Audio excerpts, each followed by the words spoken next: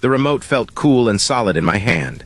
One click, and the heavy garage door started its slow, rumbling ascent, like a beast waking from a long sleep. Inside, bathed in the sterile, humming glow of the fluorescent lights, sat a brand new Lumina EV9 Pinnacle Edition.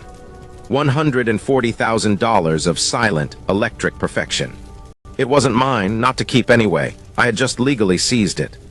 Then a shriek from across the street tore through the quiet evening air, sharp and calculated. "He's stealing my car, I just bought it. Someone call 911. It was Victoria Vance, a professionally distressed damsel, phone already clamped to her ear. Tears, impressively real-looking, were already streaming down her Botox cheeks.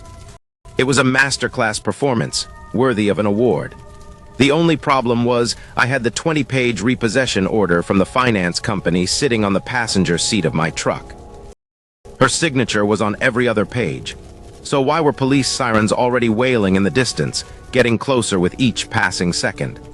My name is Alex. I'm 34, and my job isn't something you talk about at dinner parties. I'm an asset recovery specialist. If you want to be blunt, I'm a repo man, but I don't fit the stereotype. My company is a small, two-truck operation, and we run it clean. We're not the guys who break down doors at 3 in the morning or get into shouting matches on the front lawn. We do our homework. We follow the law to the letter, cross every T and dot every I. We treat people with as much dignity as the situation allows, which, admittedly, isn't always much. Victoria Vance, 42, was the newest addition to our meticulously planned suburban subdivision, and almost immediately, a self-appointed member of the HOA board. Her Instagram bio listed her as a lifestyle entrepreneur, a title as vague as it was impressive sounding. She had missed 8 consecutive payments on her top-of-the-line Lumina EV9. The finance company had done everything by the book. They'd sent 14 certified letters. They'd made dozens of phone calls. They had offered her payment plans, deferments, anything to avoid this final step. She'd ignored them all. Finally, with no other options, they called me. The recovery itself had been textbook. She made it almost too easy. She'd been posting all day about her yoga and wellness retreat, an hour out of town, complete with filtered photos of her in impossible poses, captioned with inspirational quotes about finding inner peace. While she was busy aligning her chakras, she'd left the SUV parked on a public street 2 blocks from her house. It was almost like a gift. I drove up in my unmarked tow truck, which looks more like a high-end roadside assistance vehicle than a repo machine. I used a key fob programmer, a legal piece of equipment for licensed specialists, to gain entry without causing any damage. As per protocol, I disabled the internal tracker, hooked the vehicle up, and towed it to my own home garage for processing before taking it to the secure lot in the morning. I live in the same subdivision, just on the other side of the community park. It was late, and bringing it home was simply more efficient than driving across town to the lot. That was my first mistake. My second and far bigger mistake was underestimating Victoria Vance. She wasn't just a woman who couldn't manage her finances. She was a predator who had weaponized her victimhood. As the first police cruiser, a big Ford Explorer, pulled up to the curb, its lights painting my driveway in strobing blues and reds, Victoria ran to them. She was the picture of a terrified homeowner. "Officers, thank God you're here," she cried, her voice cracking with practiced despair. "This man, my neighbor Alex, he broke into my car and stole it. I have the title right here. I just paid it off last week." She was waving a single, crisp piece of paper in her hand. Officer Miller, a man whose weary face suggested he'd seen this kind of neighborhood drama 1,000 times, trudged over to me. He had the slow, deliberate walk of a man who would rather be anywhere else on earth. "Sir," he began, his eyes scanning the car, the open garage. "Can you explain what's going on here?" I kept my hands visible, my movements slow. "Of course, officer." I handed him my state-issued asset recovery license, my company credentials, and the thick, spiral-bound repossession order from the finance company. The document was an inch thick, filled with legal jargon, signed affidavits, and most importantly, a copy of the original loan agreement Victoria had signed, where she'd agreed that defaulting on payments would result in the vehicle's repossession. He took the heavy packet from me and began to flip through it, his flashlight beam dancing across the pages. Then he walked over to Victoria and looked at the single sheet she was holding out like a holy relic. From where I stood, I could see it was a simple bill of sale, the kind you can download from a dozen websites. Across the bottom, a bright red stamp proclaimed in stark capital letters, "Paid in full." It looked too clean, too perfect. The ink from the stamp was a little too vibrant. Officer Miller walked back to me, pinching the bridge of his nose.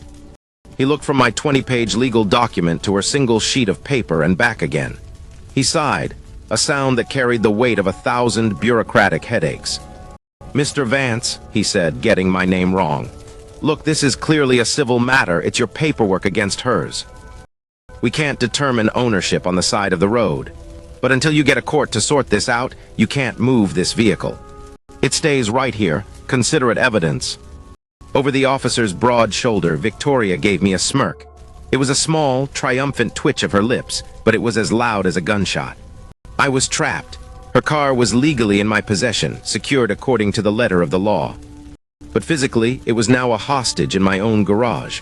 The police had, in effect, put my property under house arrest. And Victoria Vance had just declared war. Less than 10 minutes after the 2 police cruisers had quietly driven away, my phone buzzed with a notification from the neighborhood Facebook group, the one meant for sharing cookie recipes and organizing the annual block party. Victoria had gone live. The video was shaky, filmed from her perfectly manicured lawn, aimed directly at my house. My garage door was still half open, the sleek silver nose of the lumina visible in the darkness. "I'm coming to you live, my friends and neighbors," she said, her voice dripping with the fake, trembling tears of a seasoned actress, "to expose the criminals living among us." Her camera zoomed in unsteadily on my front door. "My neighbor, Alex Henderson, who runs some kind of predatory towing company, has stolen my car, right out of my driveway." A complete lie, but she said it with such conviction. "The police won't help. They say it's a civil matter. He's holding my car for ransom in his garage as we speak." My stomach turned to ice. In the next 5 minutes, she fed her 50,000 social media followers my full name, my house number, and the name of my business. The digital mob descended instantly. The comments section was a cesspool of righteous fury, a fire hose of hate aimed directly at me. "Disgusting. Someone should teach this parasite a lesson. What's his wife's name? Does she know she's married to a thief? Let's review, bomb his business into the ground." This wasn't about the car anymore. It never was. The car was just a prop in her drama. She was trying to destroy my reputation, my business, my life, all to avoid the consequences of her own actions. My hands were shaking as I dialed my boss, Sarah. She's a no-nonsense woman in her late 50s who started the company with her husband 30 years ago and had seen everything the business could throw at a person. I quickly explained the situation. The repo, the fake receipt, the police, and now, the Facebook Live video that was probably being viewed by thousands of people. She was quiet for a moment. When she spoke, her voice was steel. "Defamation, doxing, and filing a false police report," she said, ticking off the crimes like a grocery list. "She's crossed the line from a difficult civil case into serious criminal territory. Lawyer up, Alex. I'll make a call. And listen to me, this is important. Do not engage. Don't comment, don't post a response, don't even walk outside and talk to her. Let her dig her own grave with her mouth. Every word she says online is a gift to our lawyer." My next call was to my wife, Maria. Her voice was full of concern. She had already seen the post. Friends were texting her. I told her to pack a small bag and stay with her sister across town for a few days. I didn't want her anywhere near this. She protested, wanting to stay and support me, but I insisted. I didn't know what this woman was capable of, what her online mob might do. An hour later, I found out. The doorbell rang. It was a pizza delivery guy with 3 large pepperoni pizzas. I told him I hadn't ordered them. He shrugged, said they were paid for, and left them on the porch. 20 minutes later, another delivery, this time from a different place. 5 pizzas, then another, and another. By midnight, my front porch was piled high with more than 30 boxes of pizza I didn't order and couldn't eat. It was a juvenile, pathetic form of harassment, but it was effective. The doorbell rang so many times I finally had to disconnect it. My phone was buzzing with unknown numbers. I was a prisoner in my own home. Standing in my living room, curtains drawn, surrounded by the smell of cooling pepperoni and cardboard, I realized my entire approach had to change. This wasn't a standard recovery job that had gone sideways.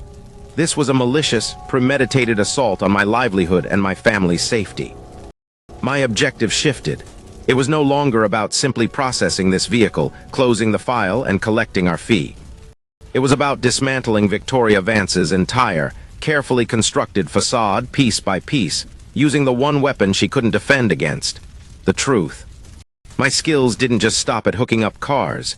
My real job, the one I was best at, was research. I was a professional digger. And I was about to start digging a hole so deep, Victoria Vance would never climb out of it. The next morning, an official-looking email arrived. It was from the HOA board, co-signed by Victoria. "Dear Mr. Henderson," it began, deliberately using my name this time, a subtle power play.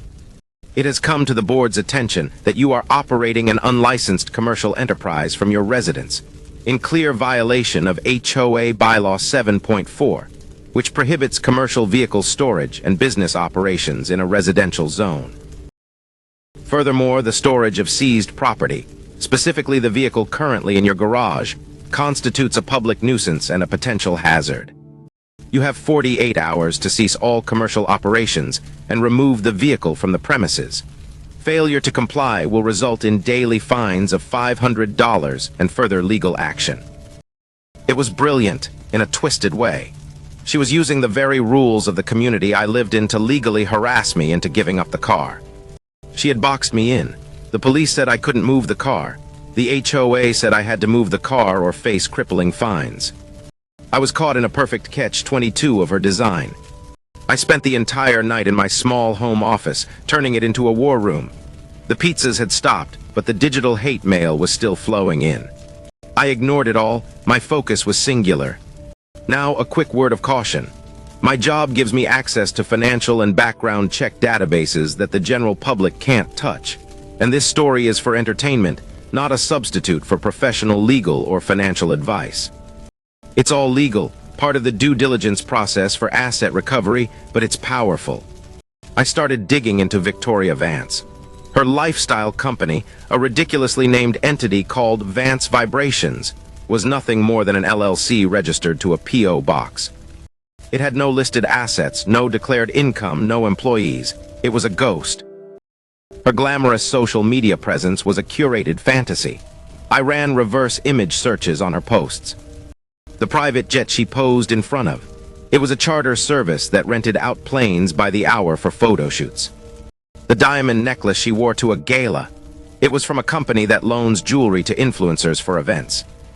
The designer clothes were likely purchased, worn with the tags tucked in, and returned the next day. She was living a life funded by debt and deception. But the car loan, that was different. That was a concrete, legally binding document. To get a $140,000 loan, you need to prove significant income. I pulled up the original loan application she had submitted to the finance company. The income section listed her as a senior logistics consultant with an annual salary of $400,000. The pay stub she'd submitted as proof was from a company I'd never heard of, Apex Global Logistics.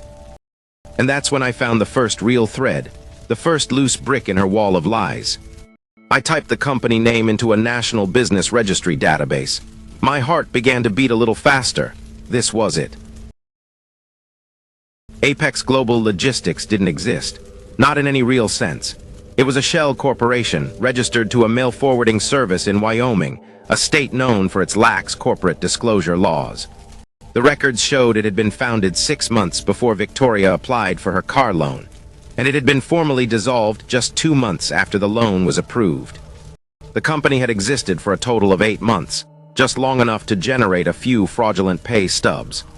The pay stub she had used, claiming a 6-figure salary, was a complete and utter fabrication. This changed the entire game. She hadn't just defaulted on a loan.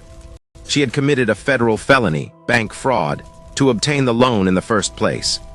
The car she was accusing me of stealing was, itself, the fruit of a poisonous tree. I wasn't just dealing with a world-class narcissist anymore. I was dealing with a professional con artist. The paid-in-full, receipt she'd waved in the officer's face was almost certainly another forgery, created with the same casual disregard for the law. But I needed to prove it. I made a high-resolution scan of the photo I'd discreetly taken of the document during the confrontation and sent it to Sarah. She had a forensic document examiner on retainer, a man who could tell you the life story of a piece of paper just by looking at it. While I waited for his analysis, I decided to do some old-fashioned groundwork. My digital investigation had given me the what, but I needed the why. I needed to understand her pattern. I shut down my computer, put on a jacket, and for the first time in 2 days, I walked out my front door. The pizza boxes were gone. I dragged them all to the curb before sunrise. The street was quiet. I took a walk around the neighborhood, not as a resident, but as an investigator. I started with Mr. Gable, who lived 3 houses down. He was a retired accountant in his late 70s, a widower whose entire life seemed to revolve around the immaculate, prize-winning roses that filled his front yard. He was out there now, as he was most mornings, carefully pruning a brilliant red rose bush, his movements slow and precise. I'd always just waved a quick hello on my way to my truck. Today I stopped. "Mr. Gable," I said, approaching his white picket fence, "those roses are looking incredible this year." He looked up, a gentle smile on his weathered face. "Thank you, Alex. A little bit of care goes a long way." I decided to be direct, but not dramatic. I vaguely explained that I was in a financial dispute with our new neighbor, Miss Vance, over a vehicle. I left out the doxing and the harassment, framing it as a simple business matter that had gotten complicated. As soon as I said her name, the gentle smile on his face vanished. His eyes, normally soft, hardened into something that looked like polished granite. "Her," he said, the single word dripping with contempt. He put down his pruning shears. "Let me show you something, son. Come inside." He led me through his tidy home, which smelled of lemon polish and old books, and into his study. If I thought I was organized, Mr. Gable was on another level entirely. The room was a monument to order. He walked over to a heavy oak filing cabinet, opened a drawer, and with no hesitation, pulled out a manila folder with a single word neatly typed on the tab.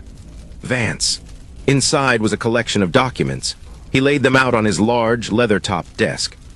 First was a contract for landscaping services. Victoria had hired his son's small, local landscaping company to do a complete redesign of her backyard to the tune of $15,000. She'd paid the initial $5,000 deposit in cash. When the work was completed, work his son and his 2 employees had spent 3 weeks sweating over, she presented him with a check for the remaining $10,000. Mr. Gable slid the check across the desk to me. It had a large, angry red stamp across the front. Insufficient funds. He explained that when his son had confronted her, Victoria had feigned shock and outrage. She'd blamed the bank, of course. To prove her innocence, she had produced a printed bank statement showing a balance of over $50,000 in her account, claiming it must be a simple processing error on the bank's part. She promised to send a wire transfer immediately to rectify the mistake. The wire transfer never came. She stopped answering his son's calls. Then Mr. Gable pushed the final document toward me. It was the bank statement she had given his son. "I spent 35 years as a forensic accountant for the IRS, Alex," he said, his voice quiet but firm. "I can smell a fake document from a mile away. It's a sixth sense you develop." He tapped a frail but steady finger on the paper. "Look at the font used for the dates on her statement." I leaned in closer. I wouldn't have noticed it in a million years. "That," he said, "is Calibri. The bank in question, which I am very familiar with, stopped using Calibri on all of their official statements and correspondence back in 2022. Their official font now is Times New Roman. This document," he said, tapping the paper again for emphasis, "is a forgery, a clumsy one at that." My heart started pounding in my chest. This was it. This was the key. This was the pattern of behavior that would transform my case from a he-said-she-said civil dispute into a criminal investigation. Her forgery of the paid-in-full receipt wasn't a one-off act of desperation. It was her standard operating procedure. It was how she lived her life, moving from one scam to the next, leaving a trail of victims like Mr. Gable's son in her wake. The battle for my reputation had just found a powerful new ally, and I had just found my star witness. Mr. Gable and I spent the next 2 hours in his study, drinking iced tea and mapping out Victoria's web of deceit. He had already reported her to the local police for the bounced check, but as he'd expected, it was considered a low-priority civil matter. The police had told his son to take her to small claims court, but now my evidence changed the entire equation. When you combined his bounced check and forged bank statement with my evidence of a fraudulent multi-$100,000 loan application and a forged bill of sale presented directly to a police officer, it was no longer a collection of small civil disputes. It was a clear, prosecutable pattern of felony fraud. As we were talking, my phone buzzed. It was Sarah. The results from the document examiner were in. "We have her, Alex," Sarah said, and I could hear the grim satisfaction in her voice. "It's a complete fake. Our guy says the paid in full stamp was custom-made online. The ink is a commercially available craft store ink, not the oil-based security ink the finance company uses. The alignment is off by 2 millimeters. He said, and I quote, "A talented middle schooler with Photoshop could have done a better job." I felt a wave of relief so powerful it almost made me dizzy. "So we have her," I repeated, looking at Mr. Gable, who nodded slowly. "Oh, we have her cold," Sarah confirmed. "Now the question is, how do you want to play this? We can turn this all over to the district attorney's office and let them handle it. Or we can be a little more creative." I looked at the sleek, silent SUV still held hostage in my garage. I thought about the doxing, the pizzas, the threats to my wife, the HOA fines. Just giving this to the police wasn't enough. That would be quiet. It would happen behind closed doors. I wanted to see the look on her face when her perfectly curated world came crashing down around her. Not in a sterile courtroom, but in public. I had an idea. My lawyer, a sharp man named David Chen, who worked on retainer for Sarah's company, drafted the letter. It was a standard, legally required document, a notice of public auction. It was polite, professional, and utterly brutal. It informed Miss Victoria Vance that the repossessed vehicle, a 2024 Lumina EV9 Pinnacle Edition, complete with its VIN, would be sold at a public auction in 10 days' time. The purpose of the sale was to recover the outstanding balance on her defaulted loan, a sum of $128,450 plus fees. We sent the notice via certified mail, requiring her signature upon receipt. We also, as required by state law, posted a small, discreet notice in the classified section of the local paper, buried between ads for used furniture and landscaping services. And then we did the hardest part. We waited. For 3 days there was an eerie silence. The vitriolic social media posts stopped. Her Facebook page went dormant. The HOA sent no more threatening emails about the $500 daily fines. It was the calm before the storm. She was planning something, recalculating. Mr. Gable, drawing on his experience with the IRS, predicted she might try to file a bogus restraining order against me or a frivolous lawsuit to get a temporary injunction, anything to delay the auction.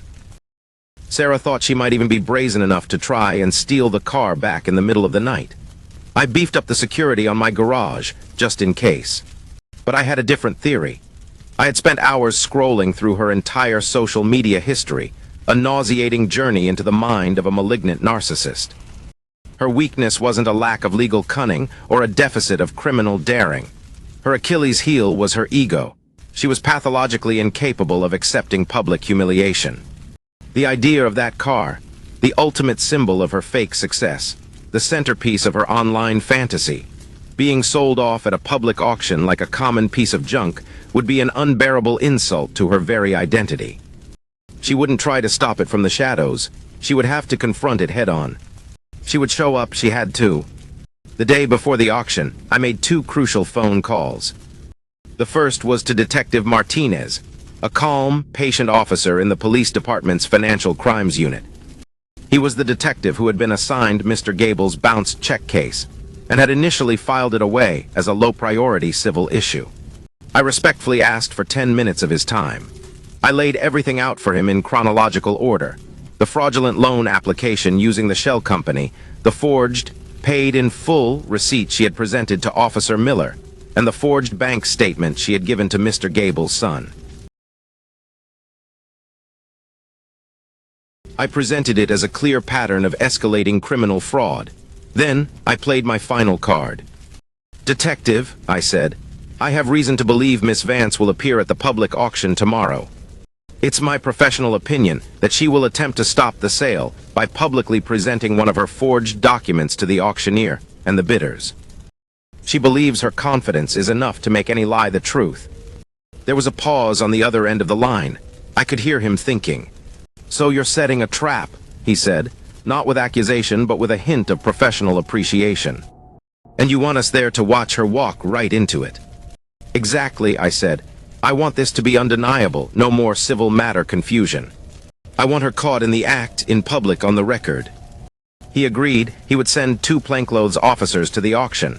They would pose as potential buyers.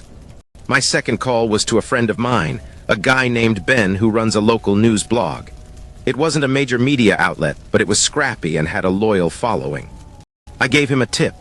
I told him a dramatic confrontation was expected at a vehicle auction tomorrow involving a local social media personality and serious allegations of fraud. I asked him to be discreet. I didn't want a full-blown media circus that might scare her off. I just wanted one camera from a distance to document the public meltdown I was sure was coming. The stage was set. The players were all in position. Now all we needed was for the star of the show to make her grand entrance. That night I couldn't sleep. I sat in my darkened living room, staring out the window at my own quiet street. I kept replaying the last week in my head. The shock of the accusation, the fear when my family was doxxed, the slow-burning anger that had solidified into cold resolve. This was more than just a job now. It had become a crusade, a personal stand against a very specific, very modern kind of evil. The person who believes that if they can control the narrative online, they can control reality itself. The person who believes that lies, if told with enough confidence and accompanied by enough fake tears, are more powerful than the truth. I was no longer just a repo man, a cog in the financial machine. I had become an agent of consequence. My goal wasn't just to win, wasn't just to recover the asset for my client. It was to create an undeniable, publicly witnessed moment of truth. A moment so real and so raw that no amount of social media spin, no filter, no carefully crafted caption could ever erase it. Tomorrow, Victoria Vance's curated reality was going to collide with the real world, and it was going to be a car crash. The auction was held at a secure industrial lot our company uses on the outskirts of town. It was a gray, overcast day, the sky the color of dirty dishwater, which seemed appropriate. About 20 people were milling about, mostly local used car dealers with tired eyes and a few bargain hunters hoping to snag a deal. The Lumina EV9 was the last car on the day's docket, parked prominently at the front of the line, clean and gleaming even under the flat gray light. The auctioneer, a fast-talking guy named Lenny with a gravelly voice, was warming up the small crowd. My lawyer, David Chen, stood beside me, looking calm and professional in a tailored suit.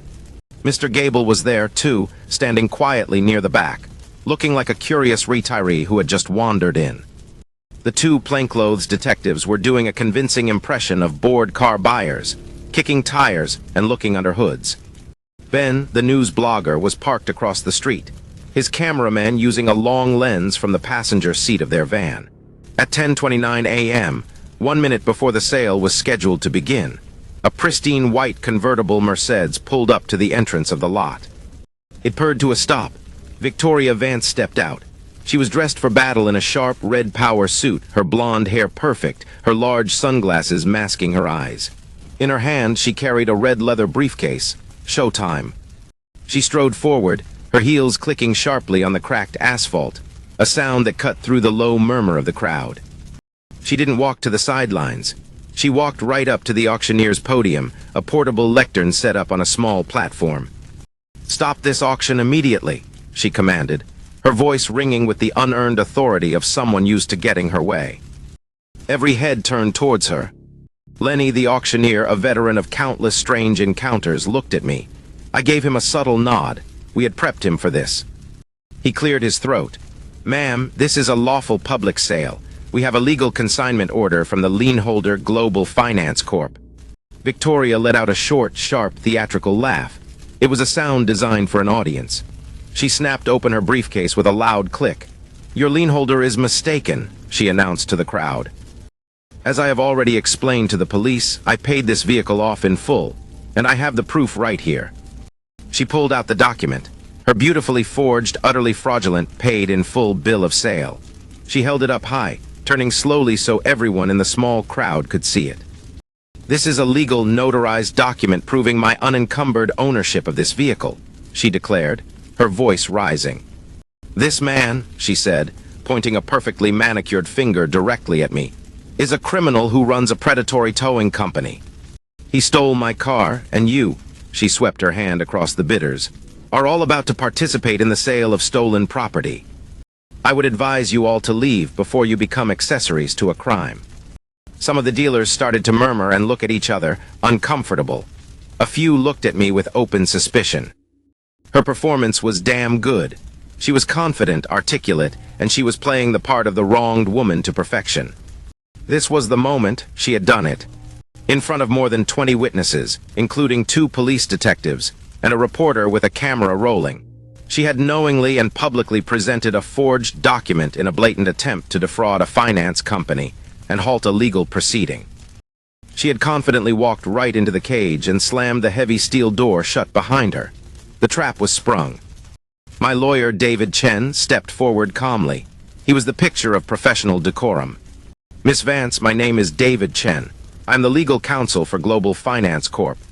We have reason to believe that the document you are holding is fraudulent." Victoria scoffed, turning her disdain on him.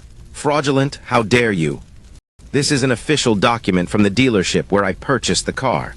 Are you calling them liars as well?" That was the cue. From the back of the crowd, Mr. Gable began to walk forward slowly, holding his own manila file. He wasn't loud or aggressive, which made his presence all the more powerful. "Is it as official as this bank statement you gave my son, Miss Vance?" he asked, his voice clear and steady, carrying across the silent lot. "The one you created yourself, with the wrong font for the dates." Victoria's face went white. The color drained from her cheeks as if a plug had been pulled. She looked from Mr. Gable's kind, determined face to me, and her mask of supreme confidence finally began to crack. For the first time, I saw a flicker of genuine panic in her eyes. I don't know what you're talking about," she stammered. "Who is this old man?" That's when the 2 detectives decided to end the show. They moved in smoothly from either side, their bored car buyer personas melting away. "Ma'am, we're with the County Financial Crimes Unit," Detective Martinez said, his voice calm but absolute. He held up his badge in its leather holder. "We have a report from a forensic document examiner stating that the receipt in your hand is a forgery. We also have evidence that the pay stubs you used to acquire the loan for this vehicle were from a non-existent company, constituting felony bank fraud. We need you to come with us to answer some questions." The confidence in Victoria's eyes didn't just vanish, it imploded. It was replaced by pure animal terror. The predator had suddenly realized she was the one in the trap. She started to babble, her words tumbling over each other. "This is a mistake. It's a misunderstanding. Alex set me up. He's the criminal here. He forged those documents. You can't do this to me. Do you know who I am? I'll have your jobs." The other detective took the red briefcase from her unresisting hand and gently, but firmly, placed her hands behind her back. The click of the handcuffs was quiet, but in the dead silence of the lot, it sounded like a thunderclap. As they led her toward their unmarked car, Ben's cameraman came out from hiding, jogging to get a clear shot of the whole thing. The great Victoria Vance, the lifestyle guru, the HOA power player, the queen of the neighborhood Facebook group being led away in handcuffs. Her perfect world crumbling into dust on the greasy asphalt of an auction lot. Her last act was a final, desperate scream aimed at me. "You will regret this. I'll sue you for everything you have. You'll be ruined." But her voice lacked conviction. The threats were hollow. It was the sound of a queen who had been dethroned, her castle of lies reduced to rubble around her. Lenny, the auctioneer, waited patiently for the police car to pull away. He cleared his throat, tapped the microphone on his lectern, and looked out at the stunned crowd. Well, folks, he said, his gravelly voice breaking the silence. A little morning excitement. Now, where were we? The 2024 Lumina EV9. An exceptional vehicle, one owner, sort of. Shall we start the bidding at $50,000? The story exploded. It was like dropping a match into a fireworks factory. Ben's video of Victoria's arrest, complete with her theatrical protests and the quiet, professional demeanor of the detectives, went viral within hours. The blog post he wrote, meticulously detailing the evidence I had provided, was picked up by major news outlets in the state. Suddenly, my face wasn't the one being plastered online as a villain, but hers. Her carefully curated social media empire didn't just crumble. It was obliterated by a tidal wave of public ridicule and condemnation. The same people who had called for my head in the comments section a week ago were now the ones leading the charge against her, digging up old posts and exposing other inconsistencies and lies. There's a particular kind of ferocity reserved for a fallen influencer. The digital mob she had so expertly summoned against me had turned on its master. Her 50,000 followers, it turned out, were a mile wide and an inch deep. Within 48 hours, every single one of her social media accounts was deactivated. She had vanished from the digital world she had tried so desperately to conquer. Faced with an avalanche of overwhelming evidence, the forensics report on the forged receipt, the paper trail of the fraudulent loan application, Mr. Gable's unshakable testimony, and most damningly, a half-dozen other small business owners and contractors who came forward with their own stories of bounced checks and forged documents after her arrest went public, Victoria had no choice. Her high-priced lawyer, likely hired with the last of her borrowed money, saw the writing on the wall. She took a plea deal. She was convicted on multiple felony counts of fraud and forgery. The judge, an older woman who seemed to have zero patience for her brand of entitled deceit, made an example of her. Victoria Vance was sentenced to 3 years in a state prison and ordered to pay over $300,000 in restitution to her various victims, including the finance company for the car, Mr. Gable's son, and several others who had been bilked out of their hard-earned money. Her beautiful house, the stage for her fraudulent life, went into foreclosure. It was sold at auction, and the proceeds were used to begin paying off her mountain of court-ordered debts. The symbol of her success was liquidated to pay for her failures. With my name cleared, the HOA fines dropped, and the ordeal finally over, I expected to feel a sense of elation, of pure victory. Instead, I felt a strange and hollow emptiness. I had won. Justice, by every definition of the word, had been served. But the entire experience had left a mark on me. It had changed me. I saw, in visceral detail, how easily a person's life could be upended by financial predators. I saw how vulnerable, hardworking people were to those who knew how to exploit the cracks in the system, who could wield a lie with the skill of a surgeon wielding a scalpel. I had the specialized skills and resources to fight back, but most people didn't. What would have happened to Mr. Gable's son if I hadn't come along? He would have been out $10,000, with no recourse but a frustrating, expensive journey through small claims court. The Lumina EV9 was eventually sold at the rescheduled auction. It went for a good price to a dealer from out of state. After the finance company had been made whole, and my company had taken its standard commission, there was still a surplus from the sale. A week later, as required by law, the finance company sent me a check for the remainder. It was for a little over $5,000. I sat at my desk looking at the check made out to me. It was, in a very real sense, Victoria's money, the last remnant of her fraudulent empire. I could have deposited it, taken Maria out for a fancy dinner, maybe put it toward a vacation, but it felt tainted. It felt like the end of a dark chapter, and I knew, with a certainty that settled deep in my bones, that I had to use it to start a new one. I knew exactly what I was going to do with it. I picked up the phone and called Mr. Gable. "Arthur," I said, using his first name for the first time. "It's Alex Henderson. I've got an idea I want to run by you." I explained my thoughts, the feeling of emptiness, the realization that so many people were just one bad contract or one convincing scam away from financial ruin. "I want to start something," I told him. "A non-profit, a place where people in our community can get free, honest advice on financial literacy. How to read a contract, how to spot a scam, how to manage debt before it spirals out of control. No strings attached, no products to sell, just help. He was silent on the other end of the line for a long moment. I thought maybe I had overstepped. Then he spoke, and his voice was thick with emotion. "Alex," he said, "in all my years, that's one of the best ideas I've ever heard. I'll be your first board member, and I'll be your first volunteer." That $5,000 check became the seed money for what we now call the Clear Path Foundation. It wasn't much, but it was enough to file the paperwork and print some flyers. Mr. Gable, with his decades of accounting experience, became our treasurer. I became the executive director. We started small, running free workshops on Tuesday nights in the back room of the local library. We taught people how to balance a budget, how to recognize phishing emails, how to deal with predatory lenders. We helped people who felt trapped and alone, who were too ashamed to talk to their families about their financial troubles. The HOA board, under new leadership after Victoria's spectacular implosion, issued a formal public apology to me and removed all the bogus fines. The whole ordeal, they admitted, was a wake-up call, and it led to a complete overhaul of their bylaws to prevent any future board members from using their power to harass residents. The neighborhood felt lighter, friendlier. My life went back to normal, but it was a new normal. My asset recovery business was thriving. Ironically, the publicity from the case had been the best advertising I could have ever asked for.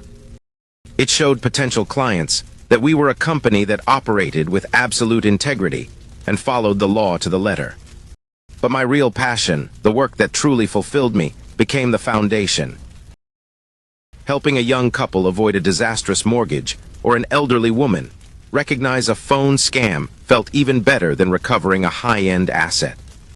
It was the difference between cleaning up a mess and preventing one from ever happening. Sometimes you find your true calling in the white-hot center of a crisis. Victoria Vance tried to ruin my life because she couldn't face the consequences of her own choices. She tried to tear down my reputation to protect her fantasy, but in the end, she didn't destroy anything of real value. She just revealed what was already there. Her endless lies, my quiet resolve, and a community's deep-seated need for honesty and support. She thought the car, the house, the online fame, she thought those things were the ultimate prize. She never understood what real value is. It's not about what you own, it's about what you build.